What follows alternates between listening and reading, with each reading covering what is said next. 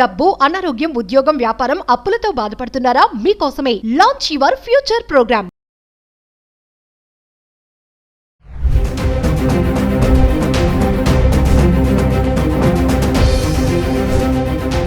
నమస్తే, welcome back to Suman TV. Present మనతో పాటు ఉన్నారు motivational speaker, public speaker, family counsellor Rajani Ramma గారు. నమస్తే మ్యామ్. నమస్తే నవీన. మేడం, మనం కొన్ని వీడియోస్లో మాట్లాడుకున్నాం, మామూలు వైఫ్ అండ్ హస్బెండ్ వీడియోస్ కానీ, ఉమెన్స్ గురించి కానీ, మెన్స్ గురించి కానీ చేస్తున్నాం. నా టాపిక్ ఏంటంటే, మామూలుగా గొడవ పడినప్పుడు, భార్య భర్త గొడవ పడినప్పుడు ఆడవాళ్ళదే పై చేయి ఉంటుంది. అంటే ఆడవాళ్ళు గొడవ పడేటప్పుడు కరెక్ట్గా వాదిస్తారు, వాళ్ళది మా తప్పు ఏమీ లేదని అంటారు. ఆ టైంలో వాళ్ళు నిర్ణయాలు కూడా కరెక్ట్గా తీసుకుంటారు గొడవ పడినప్పుడు అని చెప్పేసి రిలేషన్షిప్ సైకాలజీ స్టడీస్లో కూడా తేలిందంట. అంటే ఇది ఎంతవరకు కరెక్ట్ అంటారు? అంటే ఇది సాధారణంగా నేను చెప్తున్నా, సాధారణంగా జనరల్గా ఇంట్లో గొడవలు జరిగినప్పుడు ఇది కరెక్టే. అయితే ఇప్పుడు కండిషన్స్ చాలా మారిపోయినాయి కదా బయట.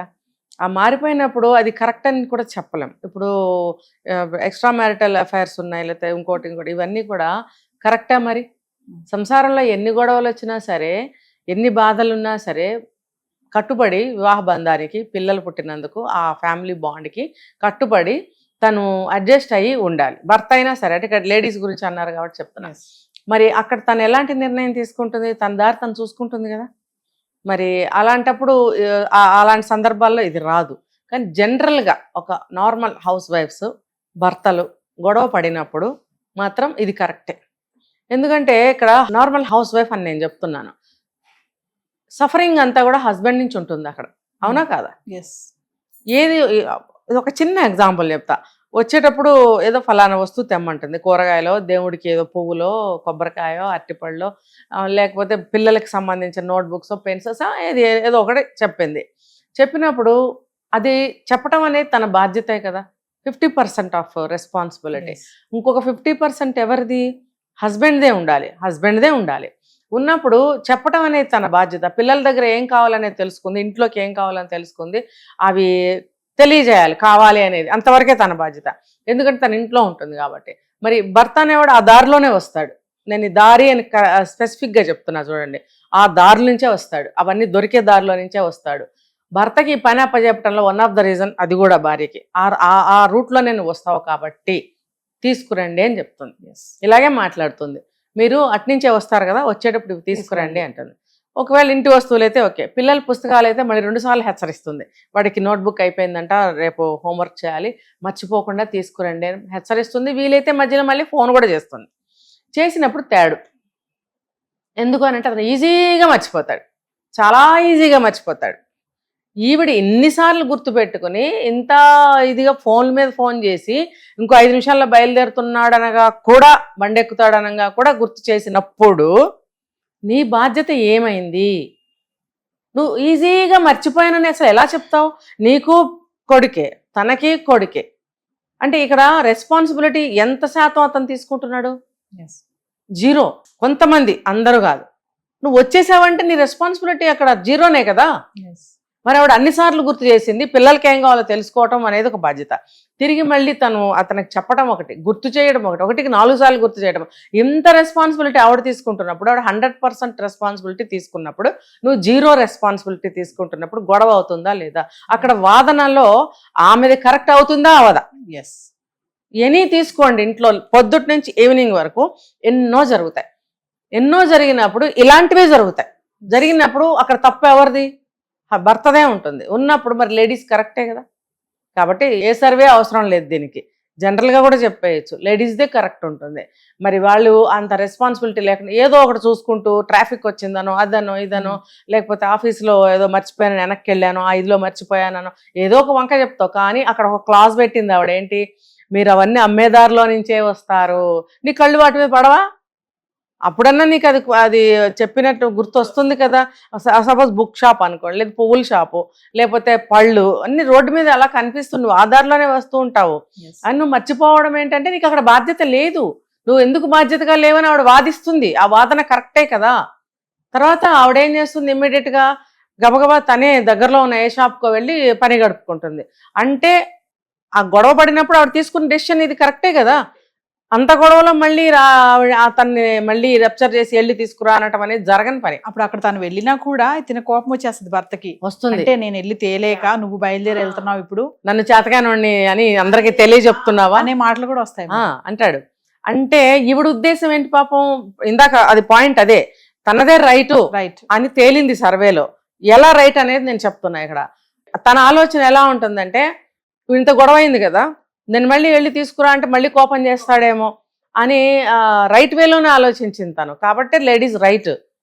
కానీ నువ్వది అర్థం చేసుకోకుండా నన్ను వేదం చేసావా, చూసే వాళ్ళకి నేనేం చేతగాను చేయనని నిరూపించడానికి నువ్వు ఇలాగా చేస్తున్నావా అని అంటాడు. అతని ఆలోచన తప్పేగా. అది ఎందుకు అర్థం కావట్లేదు మేడం. నిజంగా చిన్న లాజిక్ ఇది కదా. ఇప్పుడు మళ్ళీ చెప్పితే మళ్ళీ కోపం వస్తుంది తనకి, తను వెళ్ళిపోతుంది. కానీ అక్కడ నిజంగా చాలా మంది మేడం 100% 70 కానీ 80% మంది ఇలాగే ఆలోచిస్తారు. నేను జాతకాన్ని వాడినా, ఇన్ని చేస్తున్నాను కదా, నేను తేలేనా, ఇప్పుడు నువ్వు బయలుదేరి వెళ్ళాలా, ఇలా ఉన్న పలంగా నువ్వు వెళ్ళి తీసుకురావాలా, పిల్లలు ఏమనుకుంటారు, వాళ్ళ ముందు నన్ను ఎదవని చేస్తున్నావా, నన్ను చేతకాని ఉండి, ఇన్ని మాటలు వస్తాయి. ఖచ్చితంగా. ఇంకొకటి ఏం తెలుసా, ఆవిడ ఉక్రోషంతో ఇతనికి చెప్పడం కంటే నేనే చేసుకోవటం మేలు అని ఒక నిర్ణయం తీసుకుని వెళుతుంది. రెండు అందులో ఇందాక చెప్పుకున్న ఒకటి, ఇప్పుడు ఇది ఒకటి. అంటే రెండు విధాలా కూడా ఆవిడే రైట్ కదా. ఇప్పుడు బాధ, ఒక రోషం, ఒక పౌరుషం, మళ్ళీ గొడవ ఎందుకులే అని అనుకున్నప్పుడు, ఇవన్నీ ఉన్నప్పుడు ఖచ్చితంగా మళ్ళీ భర్తకి చెప్పలేరు, చెప్పాలనిపించదు, చెప్పరు. వాళ్ళే డెసిషన్ తీసుకుని వాళ్ళే వెళ్ళి తీసుకొచ్చేస్తారు. ఇంకో కితాబ్ ఏమిస్తారు తెలుసా వీళ్ళు. అలాంటప్పుడు అసలు పొద్దుటి నుంచి గొడవంతా ఎందుకు, నువ్వే వెళ్ళి తెచ్చుకుంటే పోయేదిగా. అయిపోయాగా నాకెందుకు చెప్పావు అసలు. అక్కడ కూడా ఫెయిలే. ఎందుకంటే ఇంటి పనులతోటి, పిల్లల పనులతోటి, ఒంట్లో ఏదో అస్వస్థతతోటి నేను వెళ్ళలేకపోయాను, టైం సరిపోలేదు, వెళ్ళలేను కాబట్టే కదా నీకు చెప్పాను. ఓకే, ఈవినింగ్ వరకు నాకు కుదిరితే నేనే వెళ్ళేదాన్ని, ఈవినింగ్ వరకు నీకు గుర్తు చేస్తూనే ఉన్నాను కదా. ఒకవేళ నేను వెళ్ళి తెచ్చి నువ్వు తీసుకొస్తే వేస్ట్ కదా. మరి అక్కడ కూడా నిర్ణయం సరియే కదా. గుర్తు అన్నారు చూసారు మేడం, ఇక్కడ కూడా కోపం వచ్చేస్తుంది భర్తలకి. ఏంటంటే నాకు ఇన్నిసార్లు నువ్వు గుర్తు చేయాలా, నాకు తెలీదా, ఒకసారి చెప్తే ఎప్పుడంటారంటే ఫోన్ చేసినప్పుడు చెప్తారా, చివరికి తుస్తే అంతే, మళ్ళీ మర్చిపోతారు కదా. ఇంకొకటి మేడం, మనం చాలా వీడియోలో మాట్లాడుకున్నాం ఈ నిర్ణయాల విషయంలో కూడా. ఎందుకు భార్య చెప్పే సలహాని కానీ, అంటే అందరు భార్యల గురించి కాదులేండి, కొంతమంది అయితే ఉన్నారు కదా మంచి సలహాలు ఇచ్చే భార్యలు ఉన్నారు కదా, ఎందుకు తీసుకోరు? ఈగో ఎందుకు? భార్య ముందు భర్తకి అసలు ఈగో ఎందుకు? అంటే వాళ్ళు చిన్నప్పటి నుంచి నూరు పోసిన పాఠాలు ఉంటాయి. ఇది ప్రతి వీడియోలో మొత్తుకుంటూనే ఉన్నాయి. కాదని ఒక్కళ్ళని కూడా అనమనంటే చూద్దాం. వాళ్ళ మనసుకు తెలుసు అవునో కాదు. ఆ నూరు పోసిన పాఠాల వల్ల, నువ్వు మగాడివి, నీ మాట చెల్లాలి, దాని మాట వినకు, దానికి డబ్బులు ఇవ్వకు, దానికి పెత్తనం ఇవ్వకు, దాని మాట వింటే మళ్ళీ నెత్తెక్కి కూర్చుంటుంది, ఇవన్నీ కూడా పాఠాలు చక్కగా చెప్తారనమాట, మంత్రాలలాగా. సో అదొకటి. రెండోది ఏంటంటే వీళ్ళకి కొంత ఈగోస్ ఉంటాయి. ఈగోస్ అనమాట, అబ్బో నన్ను గౌరవించాలి, అలాంటివి కూడా ఉంటాయి. వీటి వల్ల వాళ్ళు అలా చేస్తారు. ఏదేమైనా మేడం, ఆడవాళ్ళు కోపంగా ఉన్నప్పుడు ఖచ్చితంగా మంచి నిర్ణయాలు తీసుకుంటారు. అది కొంచెం వీళ్ళు కూడా ఓపిక్గా ఉండి ఆలోచిస్తే అది కరెక్ట్ అని వీళ్ళకి అర్థమవుతుందని వీళ్ళకి తెలుసు. చాలా తక్కువ మంది ఉంటారు అలా ఉన్న వాళ్ళ దాంపత్యం కానీ కుటుంబం కానీ చాలా బాగుంటుంది. అట్లా చూసన్నా నేర్చుకోరు. ఎందుకు? ఇగో అదే కదా.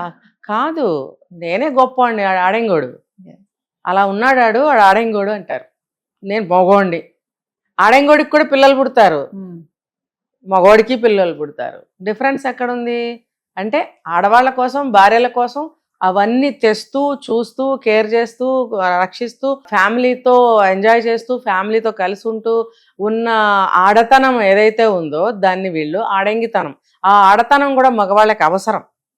ఎందుకంటే ఆ ఆడతనం ఉన్నప్పుడే ఆ ఆడదాన్ని అర్థం చేసుకోగలుగుతారు. ఆ మనసు ఆడ మనసుతో ఆలోచించినట్టయితే వాడు నిజమైన మగాడు. అంతేగాని వాడు ఆడెంగోడు, వాడది, వీడిది అనే గొప్ప ఏం కాదు అది. అలాంటి వాళ్ళని ఒక 10 మందినో 20 మందినో పోగేసి ఇలాంటి వాళ్ళని ఒకరిని తీసుకొస్తే చితక్కొట్టి పెడతారు. నేర్చుకోరా బడుద్దా అంటారు. Thank you madam.